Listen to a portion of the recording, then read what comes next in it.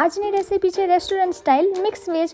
તો સૌથી પહેલાં એક કઢાઈની અંદર 2 ચમચી જેટલું તેલ, 1 ચમચી જીરું અને બધા ખડા મસાલા લઈ એને સોતે કરી લેવાનું છે 1 મિનિટ માટે। હવે એમાં આદુ, લસણ અને ડુંગળી એડ કરી એને પણ સારી રીતે મિક્સ કરી લઈશું। ત્યારબાદ ટમેટાં, લીલા મરચાં, કાજુ અને થોડું મીઠું એડ કરી એને આપણે કૂક કરી લેવાનું છે અને ઢાંકણ ઢાંકી જ્યાં સુધી ટમેટાં અને ડુંગળી છે એ સોફ્ટ ન થાય ત્યાં સુધી એને કૂક કરવાનું છે। હવે ટમેટાં ડુંગળી સરસ સોફ્ટ થઈ ગયા છે તો ગેસની ફ્લેમને બંધ કરી એને ઠંડુ થવા માટે રહેવા દઈશું। હવે આપણે બધા શાકભાજી છે એ આપણે ફ્રાય કરી લઈએ। તો એક કઢાઈની અંદર અથવા તો એક આ રીતના પેનની અંદર આપણે તેલ લઈ લઈશું।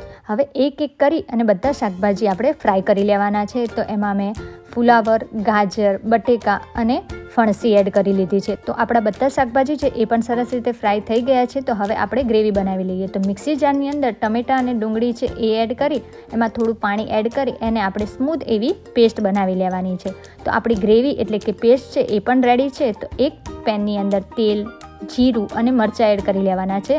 હવે આપણે જે ગ્રેવી હતી એ પણ એડ કરી લઈશું અને થોડું પાણી પણ એડ કરશું। હવે મેં અહીંયા વટાણા છે એને ગ્રેવી સાથે જ ચડવી લીધા છે, ફ્રાય નથી કર્યા।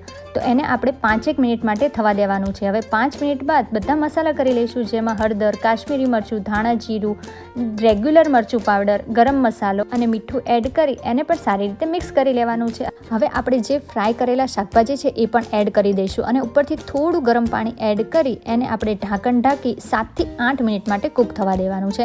હવે અહીંયા 7 થી 8 મિનિટ બાદ તમે જોઈ શકો છો કે તેલ કેવું સરસ ઉપર આવી ગયું છે। તો રેડી છે આપણી રેસ્ટોરન્ટ સ્ટાઇલ મિક્સ વેજની સબ્જી। તો કેવી લાગી તમને આજની આ મિક્સ વેજની રેસીપી? વિડીયો ગમ્યો હોય તો લાઇક જરૂરથી કરજો અને કમેન્ટ કરવાનું ભૂલતા નહીં।